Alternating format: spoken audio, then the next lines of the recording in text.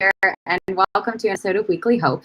I'm really glad that you're joining us this Wednesday. I'm joined by my unofficial co-host of this show, Elsa, who says hello to all of you from Zurich. I hope wherever you are watching from in the world today that it is summer for you. Summer has officially arrived for us here in the Alps, and it is hot. And as many of you who've probably traveled to Europe know or may remember, most places here don't have air conditioning. So we're definitely changing over to that time when we keep all the windows open and try to get a good breeze, and summer has officially arrived, and I am really wanting to go jump in a pool right now. But I am not. I'm here with all of you, and I'm very, very glad to be so. We are going to be diving in, forgive the pun, to a really great topic today. I'm excited about this because it's something that I have dealt with at various times of my life, and I know that a lot of people in the recovery community are probably searching for answers to, and that is the topic of loneliness, and why that is, how prevalent it is, and what we can do to combat it. So that's what we're going to be talking about today. But before I invite our guest on, I just want to explain a little bit, as I do every week, about what this show is all about, what we do here.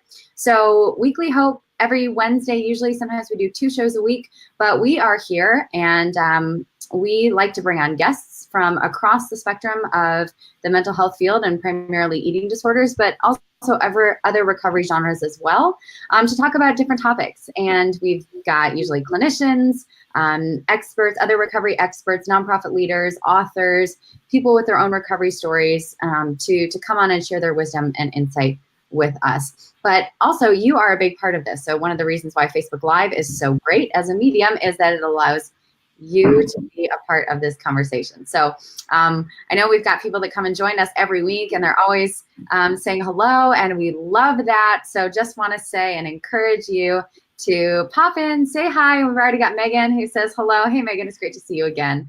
Here from Metro East St. Louis, woohoo! And our guest today is signing in from St. Louis, so that's cool.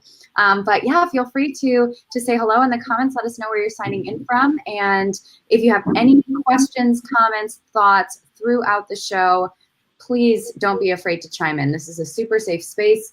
We always get a lot of great comments and conversation that are often generated through the comments. So please feel free to speak your mind and use your voice at any time. So also, please continue to let me know. I was having a little bit of a connectivity issue here.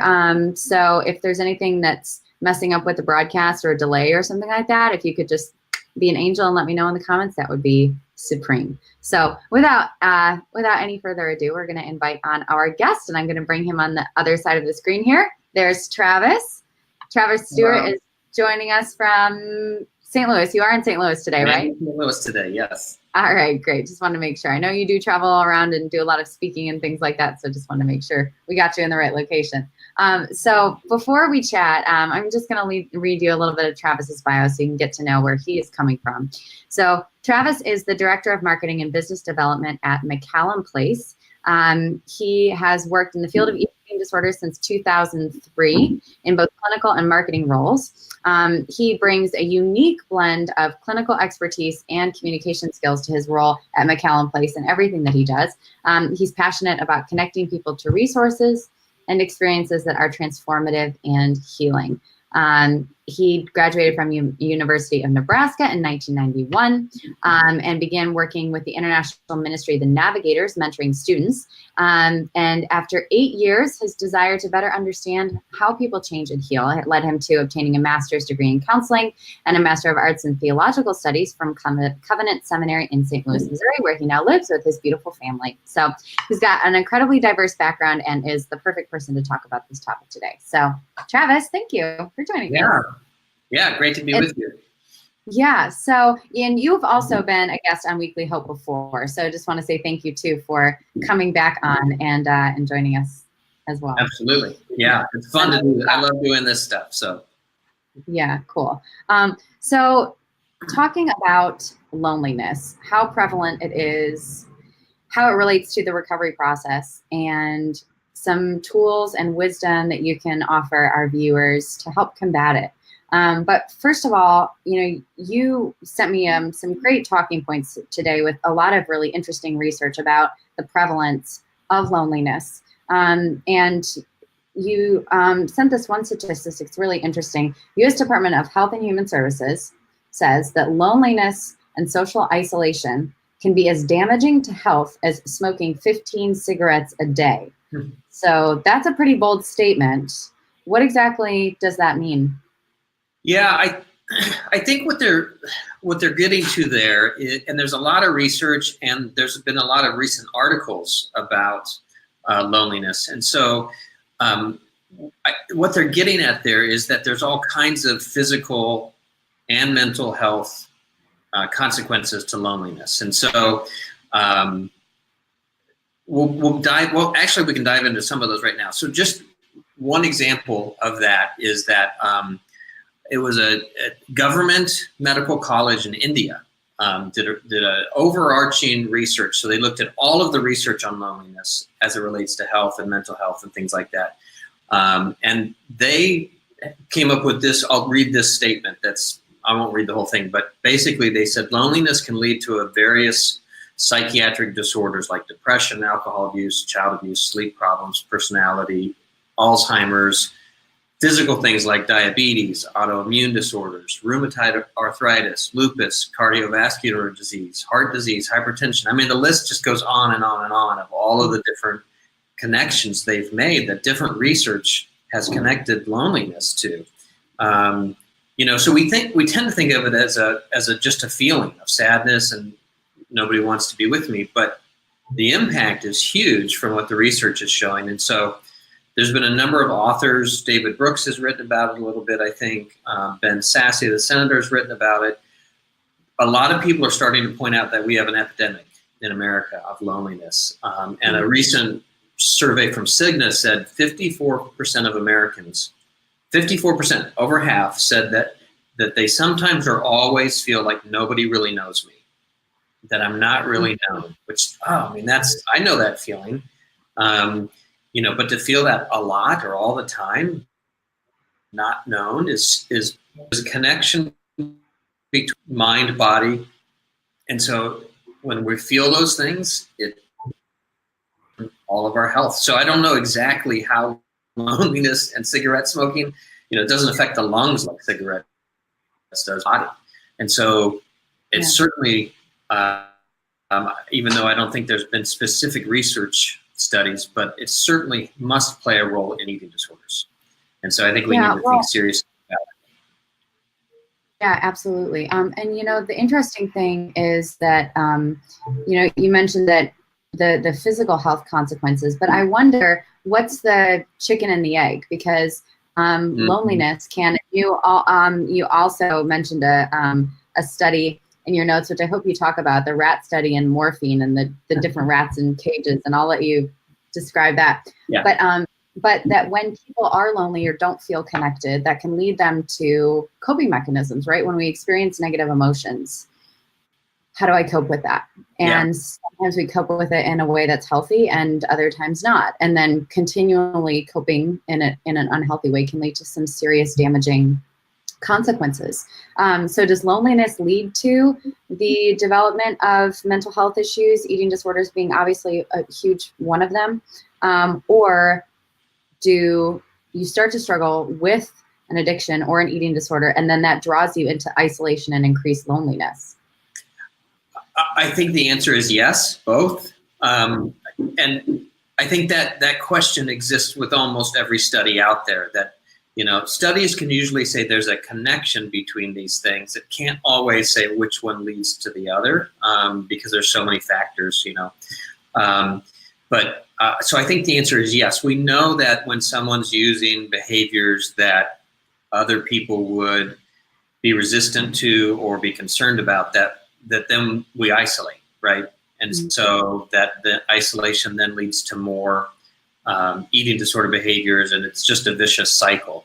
But this rat study, which we'll come back to here in a second, is fascinating because it seems to show that loneliness makes you more vulnerable to some of those behaviors. And so But before we talk about the rats, which I feel like we're being so vague and mysterious here, but it's a really interesting case. Stay around I to the end. mean, that's a case study, but If you stay around to the end, we'll tell you about the rats. No, there was one study that I did find related to eating disorders and loneliness was a study that they looked at body dysmorphia in gay men, and they found that there was definitely a connection. And so they were wondering, is the connection, the chicken and the egg thing, which came first? One of the ideas they thought was men are lonely. Some of these men are experiencing loneliness, so they go to the gym and they end up working out more, which then makes them more vulnerable to the body dysmorphia and the distorted body image and things like that. But then they also were trying to figure out, does the body dysmorphia and all the inward thoughts and the internal shame and all of that lead to loneliness? And I think the answer is yes and yes. But we're still trying to figure that out. Go ahead. Yeah, I had a thought when you said about how 54% of Americans say they always or sometimes feel that no one knows them well, that they don't feel known. And I wondered if we could talk about this interesting fine line, because on the one hand, I think one of our deepest human desires is to know someone or others well and to be known. Obviously, that is a deeply felt need. But being known comes with certain discomfort, certain pain, because if someone really knows us, that means they see all the good things about us and all our junk. When you think about the way that family units operate and healthy ones, functional ones, that true, deep, meaningful love in a family or with another person or friend comes through going through the great times and the hard times, going through and seeing the wonderful things about a person and the really not so wonderful things. But having someone see our most vulnerable parts is hard, which is why social media is such this fake community and antidote to loneliness, because you think you're connected to people, but you're just showing them the good stuff. So it's like this big, to actually combat loneliness, we need to encourage ourselves and others to take a big risk. Yeah, absolutely. Two thoughts. One was when you were talking about the challenges of being known in a family setting. My wife and I, we like the show This Is Us on NBC, and we were we're just catching up. We watched the season finale last night, and there was just some interactions between the characters, and I looked at my wife and I said, relationships are hard, just knowing someone that well and being around them all that, it's hard. And so social media provides us this interesting way to control that. I would highly recommend, there's a talk by Sherry Turkle it's a TED talk, and it's called Connected But Alone. Sherry Turkle, Turkle. I think it was in 2012. Fascinating talk, and she looks at social media and explores the role of it. And what she found is that people basically say, I like being close to people, but only in ways that I can control it. So I can distance myself, I can share what I want to share, and I don't have to have real messy conversations. In other words, if I'm texting someone or if I'm posting on social media, I can walk away, I can think about what I want to say, I can come back with my perfect answer or my just the right amount of, share, not too much, not too little. And this technology has created a way for us to have what she calls connection, but not conversation. So in other words, we're not really learning, and we're not in the messiness, which is where you learn how to do life. You learn how to do life when you make mistakes and when you stumble in your words and when you disagree with people and you're close. But technology, provides this, not real community. And so it ends up making you feel lonelier, not more. Yeah. Bridging to like eating disorders and eating disorder recovery, how difficult is the transition coming home from, for example, going to a residential treatment center like McAllen Place? Because I know that there can be this incredibly empowering feeling when you discover all of these things, these new values that you have personally, new values about body image and the culture and the way that bodies are presented and the way food is presented and things like that. All these wonderful changes happen. And then you go back to a culture that might fundamentally disagree with you, people and relationships that might be toxic. And there might be this dampening of that initial enthusiasm and loneliness because now your values are so different. How does one combat that and pursue healthy relationships in such a new and different context?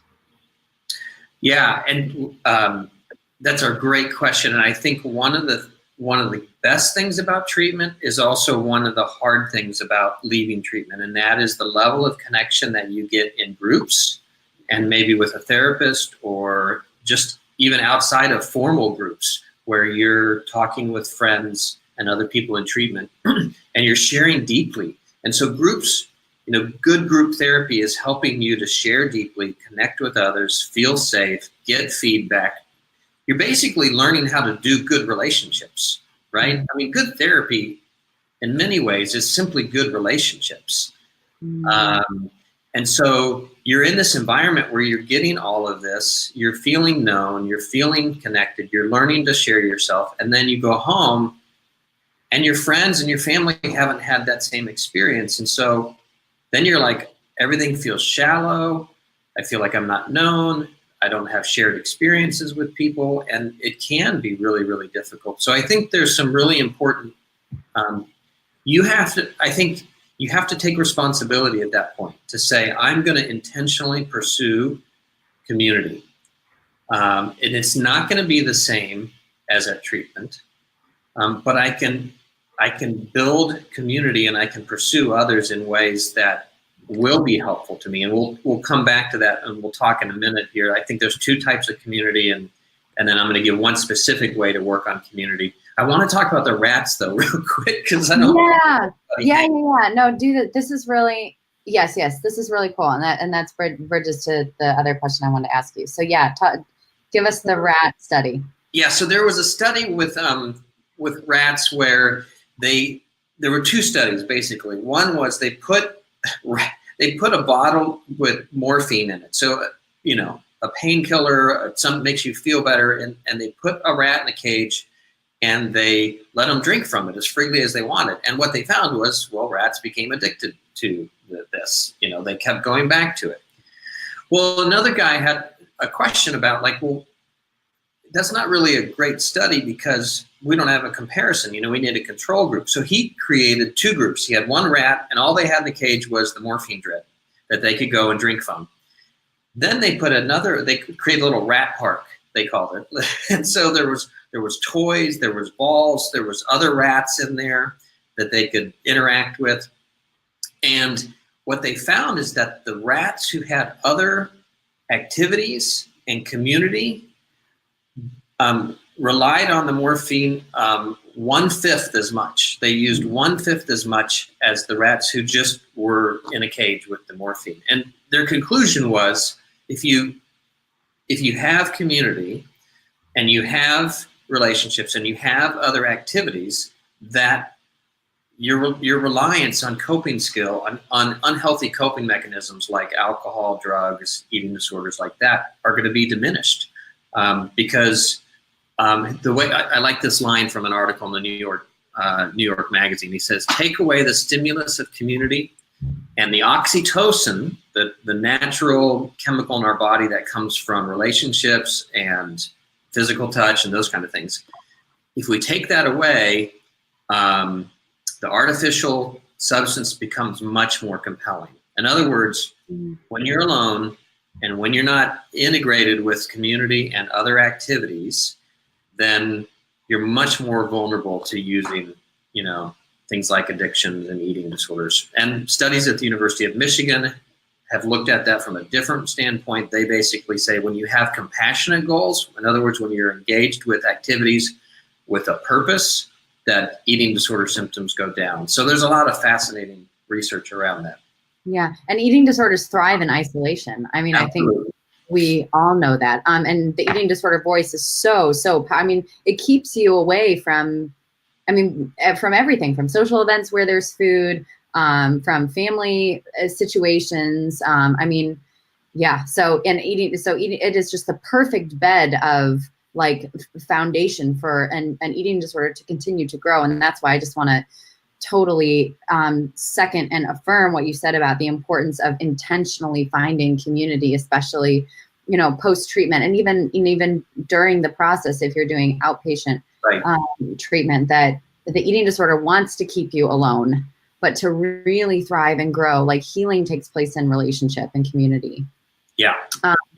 So I would say let me say quickly, and maybe this is where you're going. I think there's two types of community you need. You need a recovery community. So you need a group that's safe, that you're talking about recovery issues, where you're talking about your eating disorder, thoughts, feelings, stuff. You need that kind of community.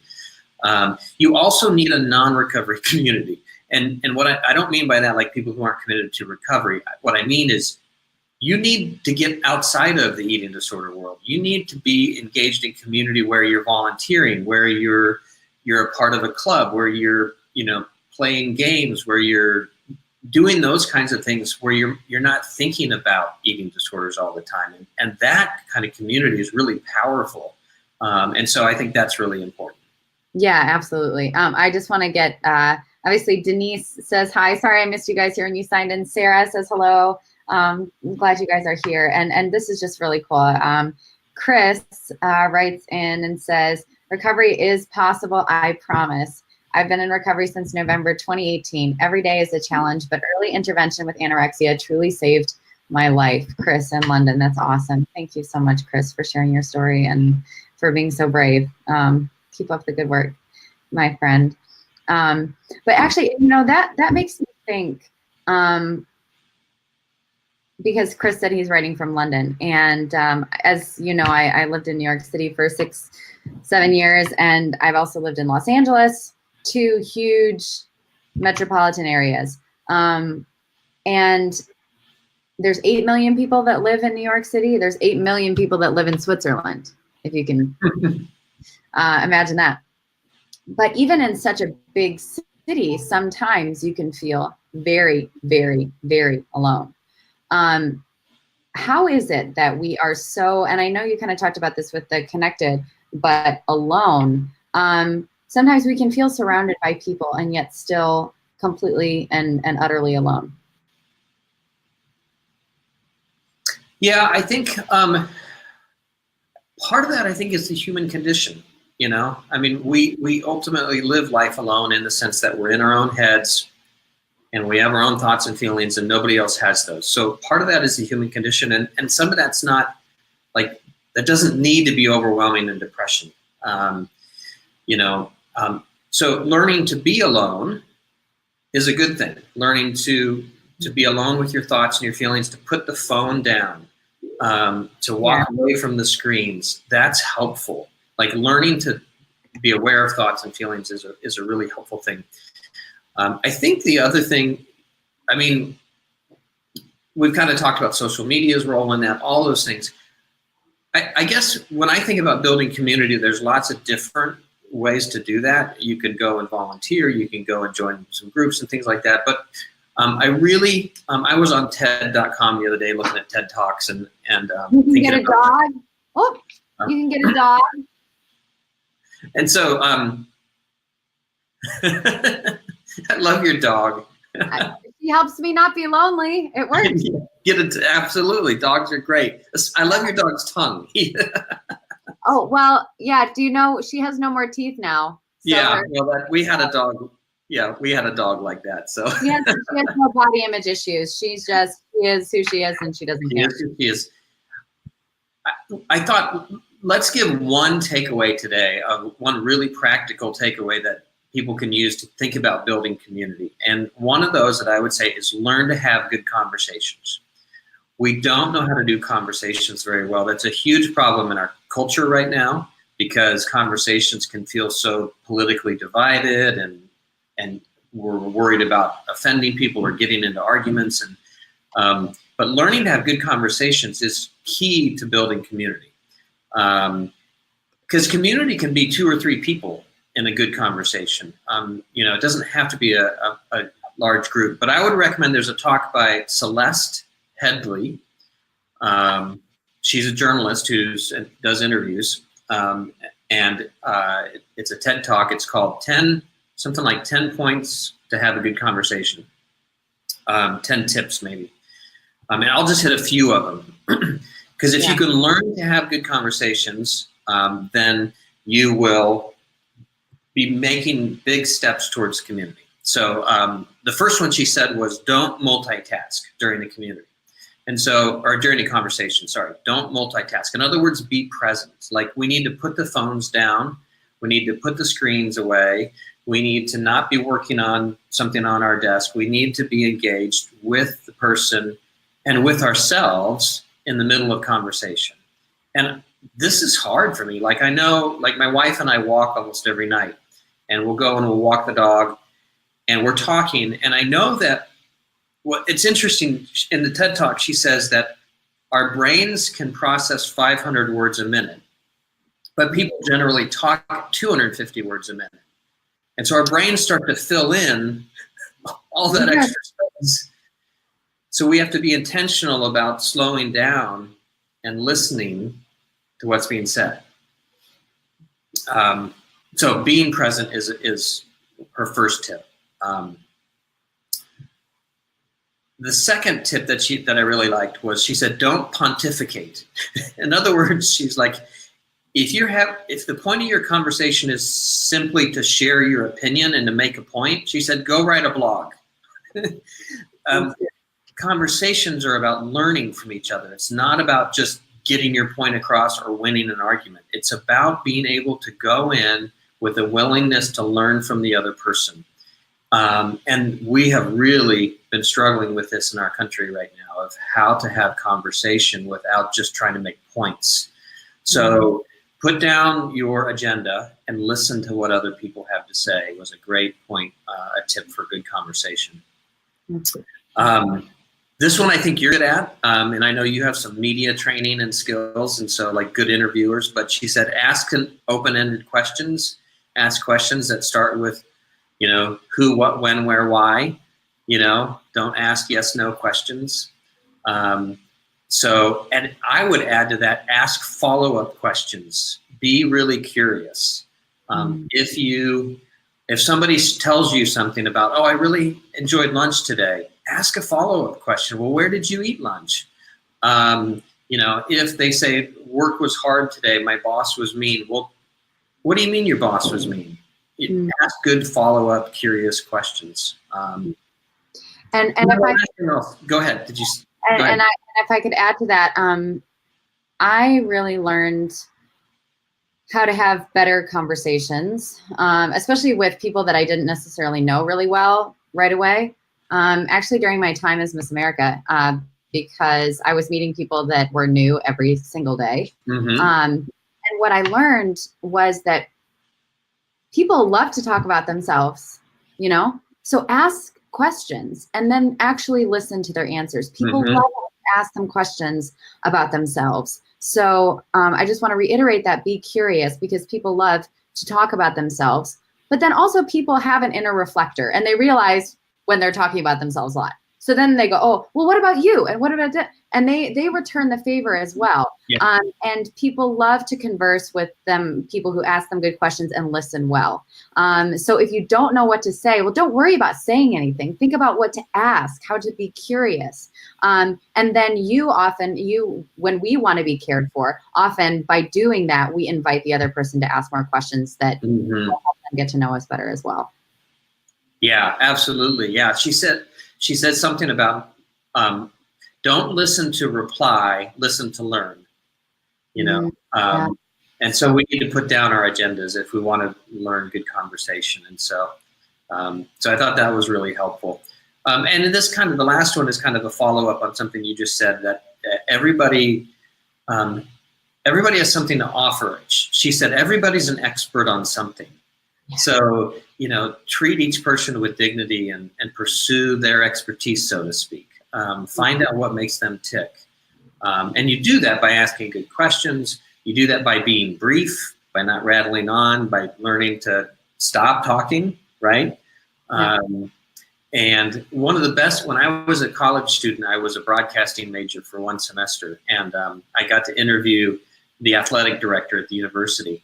And he had done probably thousands of interviews, and I went in and interviewed him, and I would ask a question, he would answer it, and he would stop talking.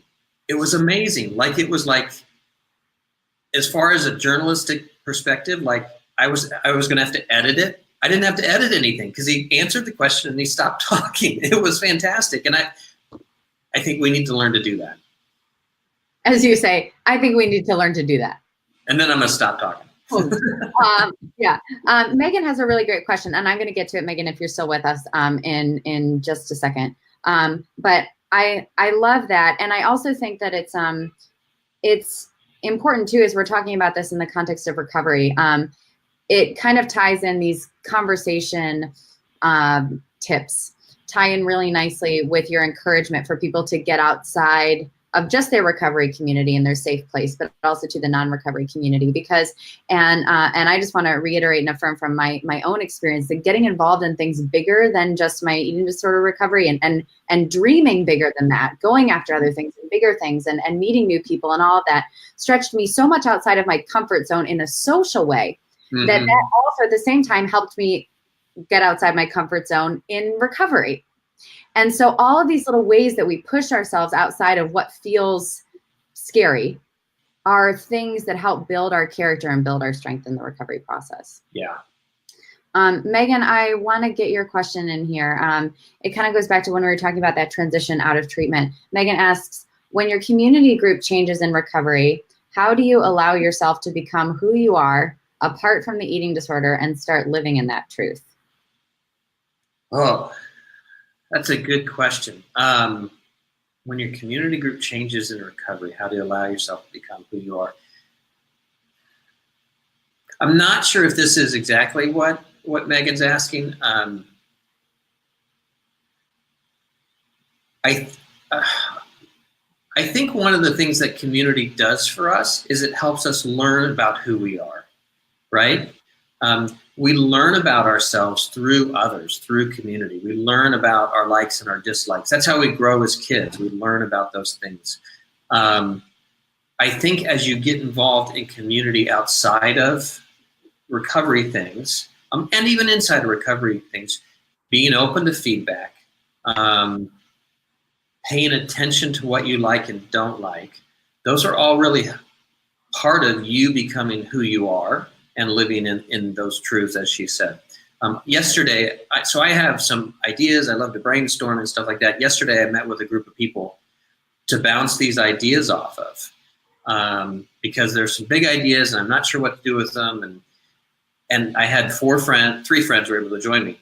And I walked out of that time better knowing who I am and what I like because of the questions that they asked me. And so I think we discover who we are in the context of community. And so I think trusting that process is part of how you allow yourself to grow apart from the eating disorder. Mm-hmm. And that's why it's important to have that other community that's not only about eating disorders, so that you're getting exposed to things outside of eating disorder topics to help you learn. Yeah, so good. Megan, thank you so much for that great question. And just want to let you know, we're going to be saying goodbye to Travis here in just a few minutes. So if you've got any other questions or things you want to talk about or ask, now is definitely the time to do it. So Travis, I asked this question to every guest, and I'm going to ask it to you as well, obviously, but with a little bit of a twist in the context of what we're talking about. If someone is watching this and they are alone watching a Facebook Live with us here digitally, which is awesome because we can talk to people all over the world. We have people today here from California, Deborah, hey, and Australia and South Africa and London. But at the same time, we want people to have authentic community like we've been talking about. Let's say someone is alone and they're watching this and they do feel very, very lonely and they have no idea where to start. what encouragement would you give them? What's the first step they can take? I would say, well, one thought that came to mind while you're talking was, even though we were talking about some of the dangers of social media and technology, it can be incredibly powerful. One of my closest friends, lives in another state, and so we call each other and we talk. And so, like, you can learn to use technology in a redemptive, helpful way. But you've got to sort of do some of the things that we talked about, right? You've got to learn to ask good questions. You've got to be consistent. If you're really lonely and you don't know where to start, I would say one of the things you've got to do is walk out your front door. And I don't know what that means for each person, but I think it's going to be it may be the most courageous thing you've ever done, because you don't feel like it. When you're feeling lonely and depressed, going out the front door feels like the last thing you want to do. But go sit on the porch and say hi to a neighbor, take little steps to do that. We live in a great neighborhood, but it's great because people do that, right? And so open a window, watch your neighbors, take small steps, sit on the front porch, say hello to them. You don't have to have a deep conversation every time, and you don't have to do it all at once. It's a slow process. Mm-hmm. Yeah, absolutely. Well, thank you so much. And one thing that you said, though, that I want to add to the brilliance of what you said, which I probably can't add to the brilliance of it, but it's something that I've been learning because I moved to a new city a year ago, right? Yep. So that comes with a whole bunch of new relationships and new community building and all that kind of stuff. And I've had to deal with a lot of this, which is why I'm also very glad that we're talking about it. But one of the things I've discovered is that good relationships, good community, the antidote to loneliness takes work. Mm-hmm. Like, it does not come naturally. It does not come easily. And I think, as we grow older, especially if you don't have a family, and you can't just, necessarily easily meet another family at the park, if you're not in college anymore, how do you meet new people? It's very challenging. Yeah. And so when you do meet someone, say, let's go to coffee or lunch, and actually follow up and go to coffee or lunch. And then go again. Schedule it at the end of the lunch for 2 weeks later. Yeah. And even if you don't feel like, oh, I had this brilliant connection with this person straight away, keep investing time in them. Maybe they didn't with you either, but keep investing in time. Keep building those relationships. They take work, especially post high school, college, or a club. These things, they really take work, but they are so, so worth it in the end. And it's a kind of self-care, even though self-care sometimes we associate with burning candles and taking a bubble bath. Self-care is also pursuing relationships, and it takes work, but it's really rewarding in the end. Absolutely. Absolutely. And you may not connect with that person, but they might introduce you to someone that you do connect with, and so that persistence. So, yeah. Absolutely. Cool. Well, thank you so much. Thank you, all of you who signed in. And Lindsay's here. Hey, Lindsay. And she says, it's challenging to meet people who you have a true deep connection with, but you won't know unless you try, which is absolutely true.